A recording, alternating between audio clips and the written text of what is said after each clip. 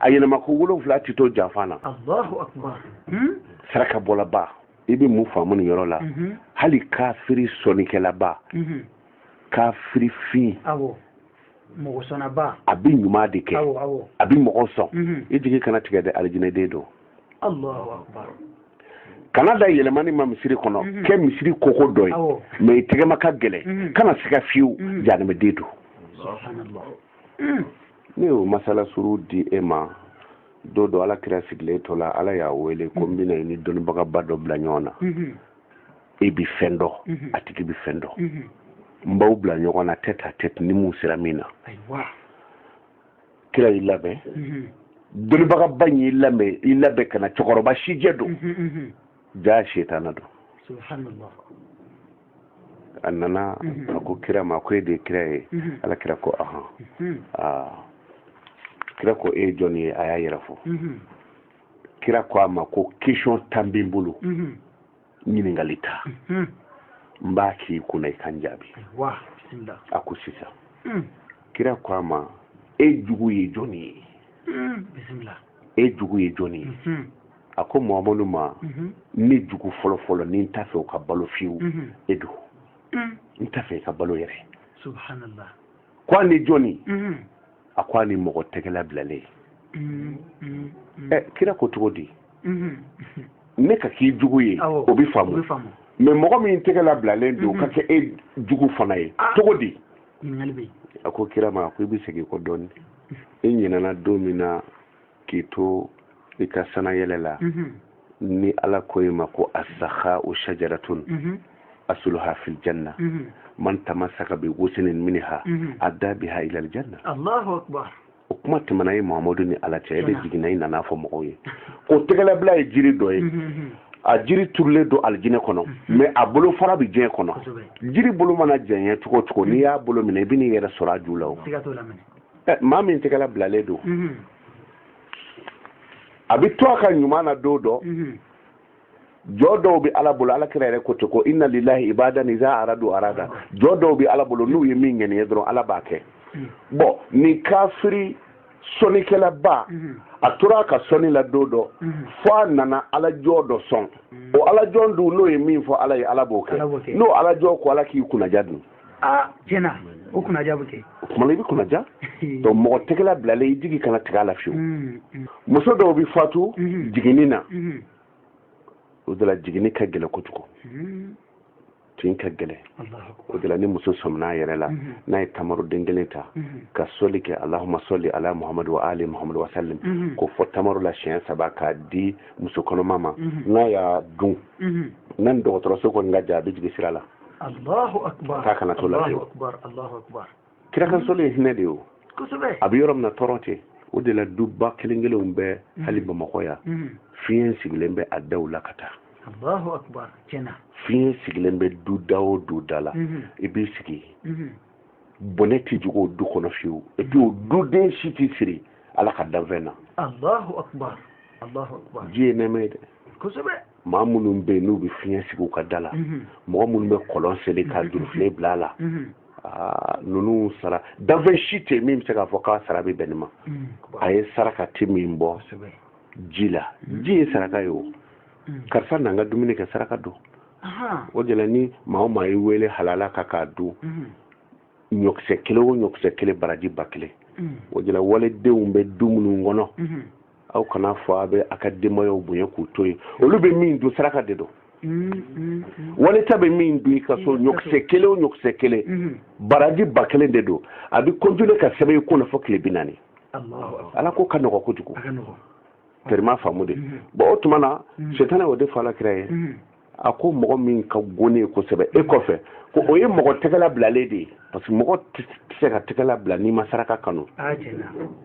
akagile de kumana ko tegala bla jiri suye a jube al jina kono nga bulu fara be jen kono do ni jiri bolo mina tuko ibitala wan jiri juyi kila nana yininga o yininga lu ka jan kila ka yininga ko tumana joni nga di e ni mabe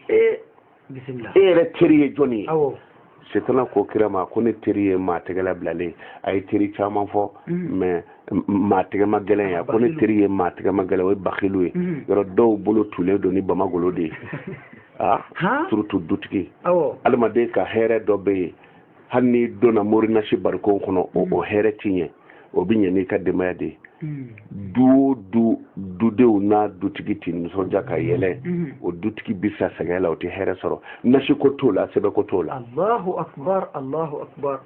k'a kɛ ni dutigi bɛ na n'i ka mobili mankan bɔra denmisɛnninw b'a fɔ ko kadafi nana e ti yɛlɛ fiyewu ayi i b'i si kɛ sɛgɛn na i bɛ hakili t'o la a kɔrɔbɔ dɔrɔn n'i bɔra n'i bɛ don i ka so dɔrɔn hali n'a kɛra lemuruba ye denmisɛnninw bɛ boli ka min kunbɛn dɔrɔn a kɛ dɔrɔn ala bɛ hɛrɛ d'i ma walahi i ka moriw ka nasi t'o las'i ma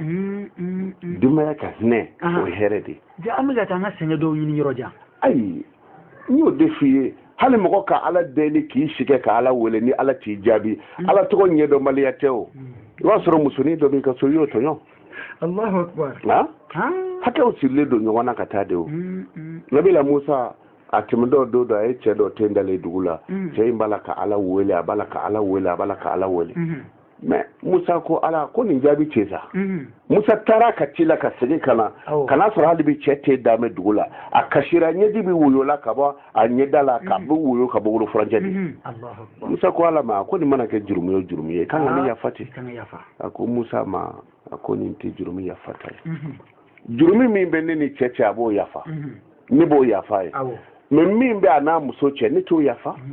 muso dɔ de b'a bolo a ye muso in tɔɲɔ n'o ma yafa ne ala tɛ yafa ne bɛ yafa cogo di ala bɛ komi polisi e ye mɔgɔ dɔ minɛ ka na di ala ma ko i ka mobili suɲɛ e tagalen kɔfɛ polisi bɛ se k'o bila wa ayi polisi ta tɛ o e de y'a minɛ ka taa ko i ka fɛn suɲɛ e de bɛ se k'a fɔ polisi ye a bila mais a mana ŋɔnɔŋɔnɔkan fɛn fɔ polisi ye ni polisi bɛ a ka baara kɛ tiɲɛ kan a b'a fɔ min nana n'i ye i bɛ ci de f'o ye ne y'i kɔlɔsibaga de ye donc o la jurumi dɔw bɛ yen i bɛ ala wele f'i bɛ nɔni k'i daji la ala t'o yafa parce que o ma kɛ ala la bon i ka sokɔnɔmɔgɔ dɔ ka tɔɲɔni dama o b'i garijɛgɛ siri a b'i ka baara bɛɛ tiɲɛ o de la an ka mɔgɔw ni mun ye kɔrɔta daminɛ dɔɔnin dɔrɔn ni mɔgɔw b'a la ka kɔnta bi ka fisa cɛnin ma sini sinikɛnɛ o bɛ bɔ sɛbɛ sanfɛ ka jigin kɔlɔn kɔnɔ n bɛ tila u y'a dabali musonin min b'i ka so e ye hɛrɛ sɔrɔ i y'i kɔ don o la tuma i t'i hɛrɛ sɔrɔ an b'aw fɔ ka waleɲuman dɔn aw fana b'a la ka radio unité lamɛn nin waati in na 101.6 ka bɔ sirakɔrɔ Megitana cité la la voix de Cheikh Ahmad Tidiane an gɛrɛla karamɔgɔ Cheikh Madu Kunate la alakira waleɲuman dɔnni ye mun ye a y'a jira an na o de ye sɔlatu ye ka ɲɛsin alakira ma o tuma a ko a bɛna nafa 40 fɔ an ɲɛna kira kansɔli nafaw la an b'a la k'o de lamɛn an b'a ɲini aw fɛ aw k'aw sɔgɔlen to an na aw bɛna nafa belebele sɔrɔ o tuma na i bɔra kɛnɛ ma ka fɛn dɔ sanga don du kɔnɔ saraka don bon o tuma na ni nafaba in bi saraka la kira kan sɔli 13 de don ko di 14 don kuma na ni nafaba in bi saraka la bon o tuma na ni nafaba bi saraka la ni saraka se tɛ e ye don tiɲɛna an kɔni tɛna perdre o la tan tuma na kira kan sɔli o de ye saraka ye Allahu akbar ni ko Allahumma salli ala Muhammad wa ali Muhammad wa sallim e ye saraka bɔ ni kira tɔgɔ fɔra ni ko sallallahu alaihi wa sallam i ye saraka bɔ Allahu akbar Allahumma salli ala sayyidina Muhammadin ala qadri hubbika fihi i ye saraka bɔ Allahumma salli ala sayyidina Muhammadin ala qadri inayatika bihi i ye saraka bɔ Allahumma salli ala sayyidina Muhammadin al-fatih lima ughliqa wal khatim lima sabaqa nasir al-haqq bil haqq wal hadi ila siratika al-mustaqim wa ala alihi haqqa qadrihi wa miqdarihi al-azim i ye saraka bɔ اللهم صل على سيدنا محمد السابق للخلق نوره ورحمة للعالمين ظهوره يسرقبه صراط الإبراهيمية يسرقبه من صلي كلمو كلي نجوانيا كي يسرقبه kumana kira kan soli tanana ko ode kira kan soli bi jo saraka joyoro la mɔgɔ min be ni saraka ti bolo bon torika tigo ko ni kuna jara tiɲɛna o b'a kan dɛ olu b'a kɛ siɲɛ joli tile kɔnɔ sɔgɔmada fɛ siɲɛ joli wula fɛ siɲɛ joli kɛmɛ o ti wazifa u ka hadaraw la o tu wazifa farida bɛɛ kɔfɛ siɲɛ kɛmɛ torika sira jɛlen don dɛ sarakaba b'u bolo wa maa o maa bɛ yen n'i bɛ soli kɛ kira kan c'est-à-dire i ti jigi saraka minɛ ye fɛn dɔ de ye n y'a f'i ye o don n ko fɛ la uruzi mɛnɛna mɔgɔw jɔra verti bɔra mɔgɔw continue na ka taga dɔ jɔlen bɛ fe kɛrɛfɛ mɔgɔw ye mankan bɔ ka dɛsɛ mɔbili ma ɔrɔnfile mɔbili ma taga yɔrɔ i bɛ bamakɔ circulation dɔn dɔw yɛrɛ nɛ b'u ŋɛɲɛden n'u ma nɛni kɛ nɛni bɔra fan bɛɛ fɛ ci ta ka ban a donna ta a bɔra ta dɔw nana porteur sama dɔrɔn a bɔra ka bin ja a sara de subhanallah mɔgɔ ni lahara ka surun dɛ a sara de bon n'a y'a sɔrɔ ko hali dɔ kun bɛ nɛgɛso la ko o ka nɛgɛso nana ale ka mobili kɔfɛla gosi a ye fɔ cogo di ko a ye nɛgɛso kɛ ko nɛgɛsotigi y'a faga a bara de kun wuli la ilaha illallah n'a y'a sɔrɔ ko mobilitigi dɔ nana gundu a fɔ y'a faga il faut ko y'a faga kumana min bi kɔfɛ n'o ma maga la fiyewu o de ka saraka minɛna o ka saraka minɛna Allahu akbar ma dɔn n'i y'a faamu wallahi y'a faamu bon saraka ye ni saraka minɛna i bi bɔ dingɛw ni ɲɔgɔn cɛ ka taa ten fɛn b'a dɔn kumana kɛra kan sɔli a nafa ta naaninan ko a bi jɔ saraka jɔyɔrɔ la saraka seti maa min ye terima faamu de mɔgɔ min fana bɛ se ka sarakaw bɔ e k'i ban saraka bɔ ma tɛgɛma gɛlɛya la ka kɛra kan sɔli kɛ ko saraka don a t'a ɲa a tɛ saraka ɲa e ye dɛ a tɛ saraka ɲa e ye dɛ ni yɔrɔ in faamuna ni kan ka wala wala min se b'i ye i b'o de baara kumana fantanw ta jɔyɔrɔ ye mun ye i tɛ se ka i jɔ i ta jɔyɔrɔ la i bɛ fantanw de ta kɛ terima faamu de bon o ye a nafa ta naaninan ye a tan duurunan dun fawaidu salati ala nabi الخامس عشر سبب لقضاء الحوائج الحمد لله هنا نجورا ياسا أبي جوكم كي كحميغلا ala ni mago bɛ nin ko in de la ala n bi papier de nɔfɛ ala n bi nin fɛn in nɔfɛ kira kan sɔli bi kɛ sababu ye n'o yɛrɛ de bi dilan allahumma salli ala al-mawsuf bil karam wal judi allahumma salli ala al-mawsuf bil karam wal judi allahumma salli ala al-mawsuf bil karam wal judi hamina ko gɛlɛn fɛn fɛn bɛ n'a b'i la ni ye jogo fila kɛ sura min ka nɔgɔ i ma fatiha kɔfɛ i b'o sura kala ni ye tahiya kɛ ka salamu bila allahumma salli ala al-mawsuf bil karam wal jud i b'i jija k'a wurudi siɲɛ 92 sigiyɔrɔma 3 sigiyɔrɔma 3 n'a fila jogo fila kɔfɛ i bɛ nin kɛ i sigiyɔrɔnin kelen de اللهم صل على الموصوف بالكرم والجود ني بكون دوني فلاكه بي تيجا ala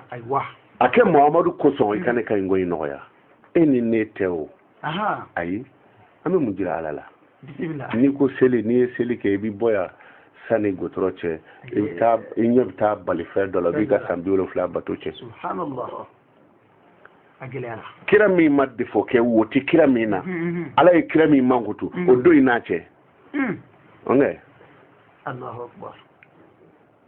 ma bi glo sogoba biena tera kata ni kungo yoro jana ne ko ibita do jamana fama ka sobi papier bo kabla ya na sabara boni a mundo le dama fa balugo dole bi momo ita do mindo mais mawbe mawla ni no do ubi shaju bale ka basira la yego sigatola o de la ala yo defko yusufa faka yo defko wa adkhulu buyuta min abwabiha ay do so fe so dafe eni ma do so dafe eni memun na koko ko fe ni dona so dafe ibi tayro soro manaka alma de ka mako gla ni mi ni ala ta ka fonzona ni ndedo Allahu akbar salatu ala nabi donc ni hamna ko gelen gilali kama bi sole wurudi bi kono doni fla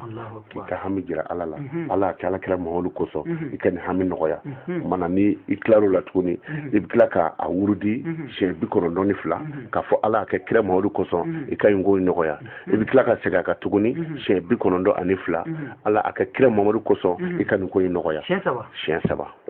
Allahu akbar oui shen saba jere to sabaiwa saba kunu bi shini Allahu akbar jini yo damadi mana di hakli to la kosbe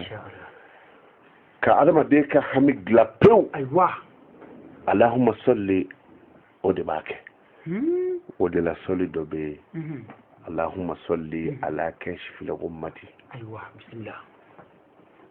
I ye gamu dɔn kɔni. Gamu maa n'aw karamɔgɔw fɛ. Gamu n'i ye gamu tila 100 ka 1 da o la o de bi bɛ hami ma. Mana faamu dɛ.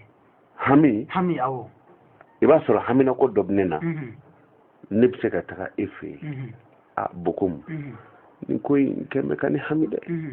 Moriw ka so de bi fa don o don o hamina ko de kama o. Kosɛbɛ. Karamɔgɔ ni hami bɛ na. Dugawu b'o wuli o ni hami bɛ na o bɛ wuli mais gamu dun gamu t'i lakale maa ye. Subhanallah. Ayi i b'o lakale cogo di o y'i kelen kɔnɔna ko ni ala ko ye n'o taara woyo fɛ dɔrɔn jigitigɛ b'i fa. A se ka fɔ mɔgɔ ye. Ayi gamu ka bon hami gamu tɛ fɔ maa ye. O dɔw bɛ dutigi sɔrɔ a bɛ fasa a yɛrɛ ma ka taa a bɛ fasa muso b'a ɲininka tɔndɔ mun bɛ yen a b'a fɔ foyi min b'a kan a ka bon hakili ma o ye gami de ye o ye gami de ye o gami dɔ ye jumɛn ye dɔ ye a ka wari d'i ma sini k'a bɛna wari minɛ a tigi y'i wele n bɛ sira la ka na i nana wari yɔrɔ ɲini i ma wari ye. A wulira ka ban a dun wulira siga foyi t'a la a bɛ na koyi bon wari in sara ɲɛ si tɛ e ye wa a tɛ se k'a dɔn fiyewu danaya min y'a to n'a y'a d'i ma a tɛ se k'a dɔn fiyewu k'i ye dɔ bɔ a la surtout a bɛɛ ka tunu o ye gamu de ye i b'o lakale yɔrɔ min an karamɔgɔ hami ye mun ye sinikɛnɛ an kan ka taa ɲɔgɔn ye cɛ ka wari min bɛ n bolo a bɛ n'a minɛ sinikɛnɛ o ye hami ye o ma kɛ gamu ye fɔlɔ nka cɛ bɛ sira la a bɛ sira la cɛ wulila ka ban o ye gamu de ye foyi t'a wuli sa foyi t'a lasegin a bɛ na e de fɛ a dun bɛna min na n'a ma kɛ i malo b'a la mais hami ye jumɛn ye o ma se fɔlɔ k'i bɛn ka taa i terikɛ dɔ cɛ n ka fɛn dɔ bɛ yan n bɛna feere n jigi tugu ni nin ye ni nin ta ma sɔrɔ i bɛ taa yan fɛ ni nin ta ma sɔrɔ i bɛ taa yan fɛ mais déjà cɛ bɛ kari kun na e bɛ bɔ ka taa yɔrɔ jumɛn na k'i bɛ taa ɲini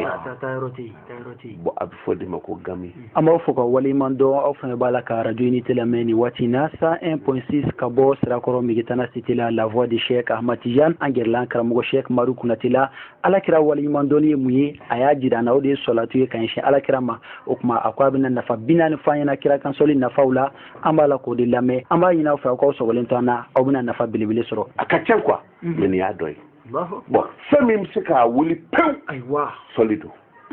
allahumma salli ala kashfil ummati allahumma salli ala kashfil ummati an karamɔgɔ n b'a ɲini ala fɛ ni mɔgɔ min ye nin ta ka i mɔgɔ ɲɔgɔn dɔ daga n'a ye ala k'i jigin a dingɛ kɔnɔ mais n'i y'a ta ne bɛ hami papier ko de la ne bɛ hami furuko de la ne bɛ hami denko la n ye kalan kɛ n ma jɔyɔrɔ sɔrɔ n bɛ hami o la n taara tungan fɛ nafolo ɲini na n ma nafolo sɔrɔ n bɛ hami o la ni maa o maa y'a ta o n'a ɲɔgɔn kama examen setɔ don n b'a fɛ ka passer n mago bɛ du la ala ka du nɔgɔya n ye maa o maa n'i y'a ta o kama n y'a ɲini ala fɛ ala k'a barika ye a bɛ wurudi dɔrɔn siɲɛ 770 ani 70 ani 7.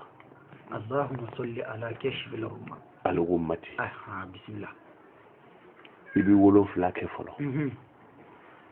ka 70 kɛ ka 770 kɛ sanfara 7 hami y'i sɔrɔ k'i to jukɔrɔ de o dugufara 7 hami y'i sɔrɔ k'i to o kan o kunɲɔgɔn don 7 hami y'i sɔrɔ a don dɔ kɔnɔ il y a 7 jours dans la semaine kumana hami y'i sɔrɔ kunɲɔgɔn don 7 dɔrɔn kelen na o kumana n'i y'a kɛ 770 ani 70 ani 7 770 o bɛ don ni samara 7 lebu n'a masiba cɛ 70 i jɔn bɛ dugukolo min kan o bɛ don i n'o cɛ 7 o bɛ don i ni kunɲɔgɔn don 7 balaw cɛ an karamɔgɔ ni wurudi joko fila kɔfɛ sɔrɔ min ka nɔgɔ i ma n'i tilara i tɛgɛ ja ala ye ala nin ko in de hami bɛ ne na nin ko in de gami bɛ ne na ala n'i y'a ɲini fɛ k'a ta ka bɔ n kan kuma tɛ yen o mais min ka teli kosɛbɛ nin bɛɛ kɔfɛ n'i tilara dɔrɔn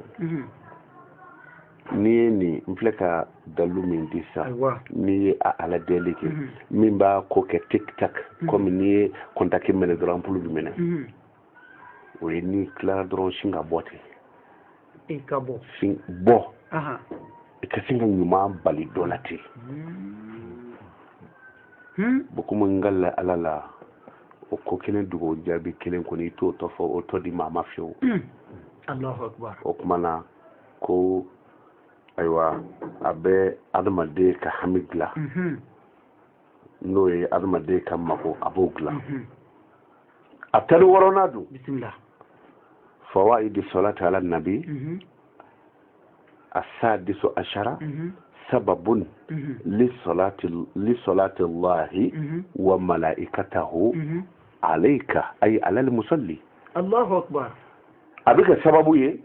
ni ala yɛrɛ bɛ nɛɛmɛ ni hɛrɛ suru e yɛrɛ kan tiɲɛ Allahu akbar i bɛ ala ni yɔrɔ sɔrɔ ni kira kan sɔli de o de kosɔn ni den bɛ bɔ ka taa voyage la a mana kɛ den o den tunga ye tunga de ou bien ni den bɛ tunga fɛ ni hakili y'a sɔrɔ tamaruden 100 ɲini tamaruden 100 e ti tamaro dɔn an bɛ yiriden de dɔn mais anw ti tamaro dɔn kira isa a bamuso mariyama cɛma maga mariyama na o mais ala de ko mariyama ma a ye jibila ci ka taa fɔ mariyama ye ko tamaruju min filɛ ko mariyama ka taa tamaruju in na a ko tamaruden dɔ kari jibila nana fɔ mariyama ko e ma tamaru jalen ye wa a ko ayi ko ala ko i ka taa di a taara i bolo da tamaro la a bolo touché tamaruju la a n'a ka nugu ka feere ka den a si ma kɔrɔ a si ye mariyama y'o tamaruden kari a y'a dun tin nɔgɔyara Allahu akbar Allahu akbar mangoro den tɛ ya lemuruba tɛ wa sunzun tɛ pɔmu tɛ mais est ce que maga kɛra o dɔ la nka tamaro de fɔra tɛrɛma faamu de tamaro de fɔra bon o tuma na tamaro ye fɛn kabakomanba ye o kɔfɛ kira kun bɛ kutuba kala a kun bɛ kutuba kala tamaro gungurun de kan Allahu akbar kosɛbɛ jala gungurun de bɛ mais tamaro o kɔfɛ kira ka misiri sanfɛ tamaro fu de kun bila an bɛ a tɔgɔ de kira ka misiri kunna o de tun kɛlen don k'a bili o dama tɛ a bɛ la a bɛ musonin min bɛ jahanama kɔnɔ umu jamila ala b'a fɔ cogo di fi jidiha hablun min masad o hablu min masadi dafu ko tɛ o ngo tamaru fu de ko do Allahu akbar tamaru ye fɛnba de ye den min jiginna n'i b'a fɛ a ka kɛ dɔnnibaga ye diɲɛ bɛɛ k'a ko fɔ a hakili ka ja n'i y'a don diɲɛ kalan o kalan na a tɔgɔ sɛbɛn dɔrɔn k'i se bɔ a la n'i b'a fɛ o den ka kɛ ten n'a bangera dɔrɔn san'a ka dumuni wɛrɛ dun soli kɛ kira ka siɲɛ 3 tamaro den kelen na i k'a tamaro ɲimi k'a nugu k'a ta k'a da den da la n'i y'o da den o den da la kana nasi dɔw ma tuguni hali n'i y'o bila kungo kɔnɔ o bɛ warakan fɔ waraw fɛ Allahu akbar salatu ala nabi tamaro ye fɛnba de e ka tamaro dɔ ɲini dɔrɔn den 111 kana jɔn a la soli min ka nɔgɔ i ma o tamaroden 111 o de bɛ kɛ kɔlɔsi ye n'i ye soli kɛ kira kan i bɛ tamaroden 1 ta i b'a bila i bɛ tamaroden 1 ta i bɛ soli kɛ kira kan i b'a bila i bɛ dɔ wɛrɛ ta i bɛ soli kɛ kira kan i b'a bila fo tamaroden 111 n'i tilala fara ɲɔgɔn kan i ka dugawu kɛ i ka tamaro ni minnu denw bɛ tunga fɛ n'u bɛ weleli kɛ an karamɔgɔ an ye dugawu kɛ ni ko in gɛlɛyara papiye ko ka gɛlɛ u bɛ n den bɛ yɛlɛla ji sanfɛ kɔgɔji in yɛlɛli ka gɛlɛ ka se degere min ala de b'a dɔn n'a fɛn o fɛn fɔra tamaro fara ɲɔgɔn kan o yɛrɛ dama tɛ hami fɛn o fɛn bɛ yen n'a y'i sɔrɔ tamaro fara ɲɔgɔn kan n bɛna kelen d'i ma n'i bɔra yan ko kɔrɔbɔli ma ɲi nkalon don i bɛ tamaro in saraka quoi n bɛna don baabu wɛrɛ de la ko kɔrɔbɔli ma ɲi nkalon don n'i bɔra yan i gɛlɛya cogo bɛɛ la i ka solatul fatihi n'i m'o dɔn sɔli min ka nɔgɔ i ma o sɛbɛ siɲɛ 3 dɔrɔn aya dɔ bɛ yen sɔli siɲɛ 3 kɔfɛ rabbana ftah baynana wa bayna qawmina bil haqqi wa anta khayru fatihina o sɛbɛ siɲɛ 3 i ka nasi minɛ k'i kunkolo ko siɲɛ 3 ka tila k'a jɔ i da la k'a min siɲɛ 3 sini ko tɛ dɛ i y'o kɛ don min i bɛ wari sɔrɔ o don Allahu akbar terima faamu de Allahu akbar a bɛ faamu ala sago bonya b'a la mana kira kan sɔli a 16 ko a bɛ kɛ sababu ye ni ala yɛrɛ ni mɛlɛkɛw bɛ sɔli k'i kan parce que n'i y'a kɛ siɲɛ 1 ala yɛrɛ b'a k'i ka siɲɛ 10 a 17 don sababu zakatul musalli wa taharatun sababu zakatul musalli wa taharatun lahu ka adamaden yɛrɛ sanuya k'i sanuya k'i kɛ maa barikama ye k'i ɲɛ sɔli de don Allahu akbar adamaden kan ka jaga min bɔ sɔli de y'o jaga ye o ka adamaden ni yɛrɛ fana sanuya sɔli de don Allahu akbar an fa adama kun bɛ alijinɛ kɔnɔ an ba hawa de ma bɔ ale nɔfɛ galaka la wa an b'aw fɔ ka waleɲuman dɔn aw fana b'a la ka radio unité lamɛn ni waati in na 101.6 ka bɔ sirakɔrɔ Migitana cité la la voix du Cheikh Ahmad Tidiane an gɛrɛla an karamɔgɔ Cheikh Madu Kunate la alakira waleɲuman dɔnni ye mun ye a y'a jira an na o de ye sɔlatu ye ka ɲɛsin alakira ma o tuma a ko a bɛna nafa 40 fɔ an ɲɛna kira kansɔli nafaw la an b'a la k'o de lamɛn an b'a ɲini aw fɛ aw k'aw sɔgɔlen to an na aw bɛna nafa belebele sɔrɔ o de la o ye question di Seydina Ali ma don dɔ ko mɔgɔ dɔ bɛ yen musoya b'a la cɛya b'a la a sin dafalen don dasi b'a la u ko cɛ don aw bɛ muso don Seydina Ali ko u ma ko a y'a galaka kɔntɛ ka lajɛ n'a y'a sɔrɔ galaka ye 24 ye muso don mais n'a y'a sɔrɔ galaka ye 23 ye cɛ don parce que cɛ kinifɛ galaka o ye 12 ye numafɛ galaka o ye 11 ye parce que 12 kun don mais kelen de bɔra k'o k'an fa an ba hawa ye mana muso ta ye 24 ye cɛ ta ye 23 Allahu akbar bismillah bon an fa adama tumana min na ni a ye an ba hawa ye a jarabila la cɛ ni muso ka ɲɔgɔn ye o gundo yɛrɛ o ye gundo dɔ ye ala yɛrɛ ni cɛ ni muso ni ɲɔgɔn cɛ olu ɲɛ da ɲɔgɔn ka yɔrɔ min na a ko ma nɔgɔ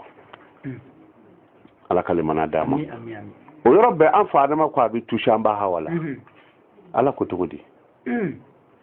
kana maga a la f'i k'a furu siri an ba hawa furu siri la furu nafolo i mɔgɔw ɲininka ko an ba hawa furu sirili an fa adama kunna ko a furu nafolo kun ye joli ye a furu nafolo kɛra kira kan sɔli de Allahu akbar an fa adama de ye sɔli kɛ kira kan fɔlɔ ala ka sɔrɔ k'a fɔ o kuma na a dagari ye Allahu akbar Allahu akbar o de la n'i donna furu kɔnɔ yan an bɛ si yan furu laadaw bɛ taa caya fo hali cɛ ni fakɛ n'a mɔkɛ bolofɛn bɛɛ feerelen ɲɔgɔn kan o tɛ wari min sɔrɔ o de bɛ ta ka muso kuma bɔ n'o ye o que kira de la ka muso dɔ furu dɔ ma fatiya la fatiya kelen ka taa bila wala dɔɔnin na Allahu akbar o de ye kɔɲɔbon kɛ tile 7 ye o anw ye kɔɲɔbon tile 7 kɛ ka t'i da sange kɔrɔ mɔgɔ bɛ yen min b'i balo n'o tɛ i bɛ sange fara ka bɔ fenêtre fɛ Allahu akbar c'est-à-dire n'i ye muso furu muso donn'i ka so dunan de don a ti maa si dɔn aw fɛ yen a bɛ de dɔrɔn dɔn o tuma to a kɛrɛfɛ i k'a kala fatiya la n'a ye kɔɲɔbon don dimanche alhamdulilayi rabbil alamina a bɛ n'o kala ntɛnɛn arahmani arahimi a b'o kala tarata maliki yomidina a b'o kala kunɲɔgɔn bɛ taa dafa yɔrɔ min na a bɛ fatiya ban o y'a kɛ tile 7 de maa y'o kɔɲɔbɔw kɛ tile 7 kafeji min ni misigi sumani mɛn mana ko cɛ bɛ sange kɔrɔ maa bɛ yen min b'i balo n'o tɛ i bɛ sange fara donc sariya tɛ tɛrima faamu de mais kira ye muso di cɛ ma ko hali ni nasɔgɔ tan ni a tɔgɔ de furunafolo t'i bolo n'i bɛ se fatiya ko nin na fatiya kala o ye muso ka furunafolo ye o de la hali ni mɔgɔ bɔr'i nɔfɛ furu la muso nɔfɛ furu la sariya la n'a ko pour que an ka muso furu anw ka laada ye misi 80 ani sagajigi 100 ni muso ko o furu fɛn minnu filɛ o ye ne de ta ye n yafara ma tɛrima faamu de kumana a ye 2000 dɔrɔn minɛ ne yafara hali n'o ma sɔrɔ cɛ kunna ni muso ko cɛ ma na n'i ka sabara kɔrɔ 2 ye n bɛ sigi i kunna a bɛ sigi cɛ kunna n'o ye Allahu akbar bismillah tellement faamu de mais kuma bi yɔrɔ min na kira kan soli de kɛra an fa adama fɛ o de kɛra an ba hawa ka furu nafolo ye Allahu akbar kuma na a tani 7 o de ye ko a bɛ kɛ sababu ye ka adamaden ni sanuya tellement faamu de kuma na a tani 8 dun sababun sababu tabshiratil abdu bil janna qabla al maut onge foyi t'o kɛ ni kira kan soli tɛ mɔgɔ bɛ soli kɛ kira kan fo e yɛrɛ hakili bɛ sigi ko siga si t'a la n bɛ alijinɛ kɔnɔ diɲɛ kɔnɔ yan kɔni tɛrɛma faamu ni pɔnyi ka di cogo min na wulibali don dɛ wala an ka jɔ e yɛrɛ de b'a dɔn ko siga t'a la ni saya ye ne sɔrɔ n bɛ alijinɛ kɔnɔ kira kan soli de bɛ na n'o hakili sigi ni o sakina tun o wakara ye ka adamaden na kɔni ni kira kan soli tɛ o tɛ foyi la mana ko a bɛ kɛ sababu ye ka adamaden nisɔndiya ni alijinɛ ye ka sɔrɔ i ma sa o ye a tɔgɔ ye di a 18 ye a 19 dun sababu najatu min ahwali yawm al-qiyamah lahara jawuli ma nɔgɔ dɛ subhanallah kira bɔra so kɔnɔ an ba Aishata kun bɛ to ka ala kira kunbɛn a b'a kunkolo ta k'a da sen na a ye Aishata kunkolo lajɛ Aishata ye kira kunkolo lajɛ a ye siden 19 jɛlen de ye a ko mun y'i si jɛ kira ko a ma ko ta'ammaltu anil ma'ani ba'dil ayati fi kitabillah a ko ne ye miiri ala ka kumakan dɔw kɔrɔ la k'o de ye ne si jɛ o ye kumakan jumɛn ye al-qari'atu mal-qari'atu iza zulzilatil ardu zilzalaha kumana o suranw fo ka taa se iktarabati sa'a minnu bɛ kuma lahara jawuli n'a masiba kan a ko ali mɔgɔ wɛrɛ miirila o la k'o de y'ale si jɛ la ilaha illallah bon ko mɔgɔ min bɛ kira kan soli kɛ ko o lahara jawuli n'o masiba k'e ti dɔ y'o la buru bi fiyɛ dɔrɔn kan ka taa lahara kɛnɛ ka sifin si bi jɛ de a ma nɔgɔ o kamanagan hami a ma nɔgɔ lahara don den b'a fɔ a fa b'a fɔ a den ma ne de ye ne de ye balo diɲɛ kɔnɔ n don dɔ filɛ jahanɛmɛ kɔnɔ mɛ ɲɔkisɛ kelen de bɛ ne ni alijinɛ cɛ o faranta kan den b'a fɔ buwa n'i ti bi dɔn bi ye lahara de ye ne bɛ ɲɔden kelen min d'i ma n'o bɔra ne ta la o fana bɛ ni jɛn de i b'i fa ta to lajɛ jahanɛmɛ kɔnɔ hali t'i kɔfilɛ ala kana an daw kɛ ten o tuma na ko a bɛ kɛ sababu ye mɔgɔ min bɛ soli kɛ kira kan ko kira kan soli bɛ kɛ sababu ye o jawuli n'o masiba n'o balaw o bɛ nɔgɔya e ma ɲuman kɛ ne fɔra ko polisiw b'i da la e taara dɔ ka moto kangari o bɛ yen hali ni maa ma bɔ a kalama ni polisi gurupu ko nana jɔ e yɛrɛ ɲɛ kama cogo kɔni o tuma hakili tɛ se ka sigi bon kumana ko mɔgɔ min bɛ kirakansolli kɛ kira kan ko a 19 a bɛ lahara jawuli n'a masiba a b'o nɔgɔya a mɔgɔna dun sababun litazkiratil abdu lima nasiya anhu kirakansolli bɛ kɛ sababu ye adamaden ɲinana fɛn min kɔ kirakansolli de bɛ na n'a ye ni kabakoba de ni wala e k'i da ka sunɔgɔ suko dɔ nan'i ma i ma sogo in faamu ne yɛrɛ sogora surɔ yiri dɔ fɔra ne ye u bɛ a y'a yɛrɛ dɔ jirala ne nana surɔ jumɛn de don i bɛ se ka maa ɲininka o la wa i bɛ se ka fɛn min ɲininka o la dɔrɔn o da ye kirakansolli ye sɔli kɛ kira ka dɔrɔn siɲɛ 3 sani tile ka bin o sogonkan kɔnɔ o bɛ segin i ma sogo dama tɛ dɔ bɛ se ka ci dɔ f'i ye n'i taatɔ ye nin dugu in na n'i taara i bɛ nin fɔ karisa ye i selen kɔfɛ i b'a ci yɛrɛ dɔ fɔra ne ye ko ne ka nin fɔ karisa ye mun ci de don n ɲinɛna i jɔ ye sɔli kɛ kira ka siɲɛ 3 o ci kɔnɔ o bɛ na i ɲinɛna min kɔ o bɛ segin ka na ala sago bonya b'a la an bɛ dugawu kɛ ala ka limaniya d'a ma ala k'an sago d'a ma